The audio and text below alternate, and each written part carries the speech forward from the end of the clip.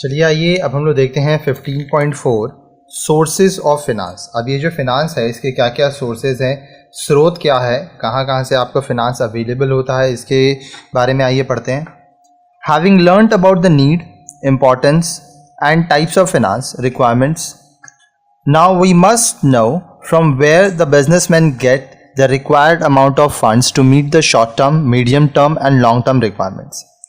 अभी हम लोग आगे पढ़े थे कि जो फिनेंशियल रिक्वायरमेंट्स है आपका, उसका नीड क्या है, इंपॉर्टेंस क्या है, टाइप्स क्या है, ठीक है, क्यों हम लोगों को फिनांस का ज़रूरत होता है, उसका महत्व क्या है, क्या क्या प्रकार के फिनांस होते हैं। आइए अब हम लोग देखते हैं कि एक बिजनेसमैन को कहाँ कहाँ से short term finance, medium term और लॉन्ग टर्म फिनांस का जो उसका रिक्वायरमेंट है वह पूरा होता है। Who provides them the required amount? अब उन लोगों को जो पैसा चाहिए, आपको जो फिनांस चाहिए, वो पैसा आपको कौन देगा। Let us learn about the various sources from which the businessmen generally arrange money for business purpose। आइए हम लोग अलग अलग सोर्सेज के बारे में पढ़ते हैं जहाँ से बिजनेसमैन को पैसा मिलता है बिजनेस करने के लिए, अलग अलग व्यवसाय का जो उसका एक्टिविटीज़ है, जो काम है, उसको करने के लिए जो उसको पैसा चाहिए वो। Broadly speaking, there are two main categories of sources from which the businessman can get the requirement funds for their business। अब देखिए, अगर विस्तार तौर पे बोला जाए तो जो पैसा बिजनेसमैन को मिलता है उसके दो मेन कैटेगरीज होते हैं, ठीक है। These are number 1 internal sources, number 2 external sources. अब कुछ आपका अपना पैसा होता है जो आप इंटरनल सोर्सेज के थ्रू लाते हैं, कुछ एक्सटर्नल सोर्सेज के थ्रू आप पैसा लाते हैं। अब इसके बारे में भी हम लोग डिटेल में पढ़ेंगे, ठीक है। You know that to start a business the businessman either invest his own money or borrows from outsiders or uses both the sources. आपको पता है कि बिजनेस करने के लिए एक बिजनेसमैन को या तो अपना पैसा इन्वेस्ट करना पड़ता है या तो वह बाहर से लोगों से उधार लेता है। कभी कभी वह कुछ अपना पैसा इन्वेस्ट करता है, निवेश करता है, और कुछ पैसा वह बाहर से भी लोगों से लेता है।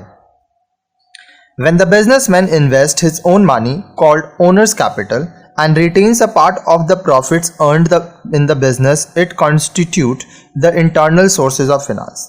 जब व्यवसायी बिजनेसमैन जो पैसा निवेश करता है वह अपने पैसे को निवेश करता है तो उसको ओनर्स कैपिटल हम लोग बोलते हैं, ठीक है।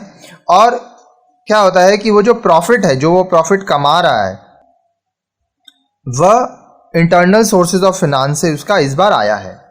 It is an integral part of every business organisation and is cost effective. अब हर एक व्यवसाय जो है, बिजनेस ऑर्गेनाइजेशन है, यह उसका इंटेग्रल पार्ट है, ठीक है, और ये बहुत कॉस्ट इफेक्टिव होता है क्योंकि ना उसको इंटरेस्ट देना पड़ता है ना कुछ, उसका अपना पैसा है, वह वो लगा के पैसा कमाता है। But this source has its own limitation. लेकिन ये जो इंटरनल होता है, अपना पैसा वो जो लगाता है ओनर्स कैपिटल, इसकी सीमाएं हैं, लिमिटेशंस है। Hence the business house have to resort to the external sources of finance. तो फिर क्या होता है, जो बिजनेस हाउसेज हैं उनको एक्सटर्नल सोर्सेज ऑफ फिनांस का मदद लेना होता है।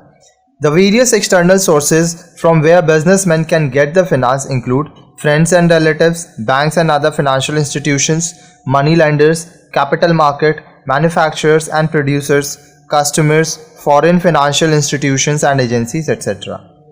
अब जो अलग अलग तरह के एक्सटर्नल सोर्सेज हैं, जो स्रोत हैं जहाँ से बिजनेसमैन को पैसा मिलता है, वो कौन है?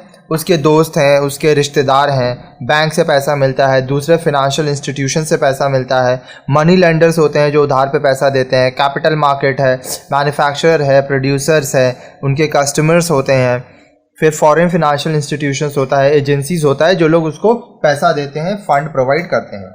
अब देखिए, सिंपल सा कॉन्सेप्ट है, इसको आप ऐसे समझिए। मान लीजिए आपको कोई बिजनेस करना है और आपके पास अगर 5 लाख रुपया है, ठीक है, आप 5 लाख रुपया लगा के बिजनेस किए। अब ये बिजनेस को आपको एक शहर से दूसरे शहर में करना है या अपने बिजनेस को बढ़ाना है, और मान लीजिए आपको और 10 लाख रुपया चाहिए। चलिए, आप कहीं से खुद से ये भी 10 लाख अरेंज कर लिए, फिर आपको बिजनेस बढ़ाना है और 20 लाख चाहिए। तो इस तरह से जब आप बिजनेस करते जाएंगे तो आपको फंड का रिक्वायरमेंट होता रहेगा जैसे जैसे आप बिजनेस बढ़ाएंगे।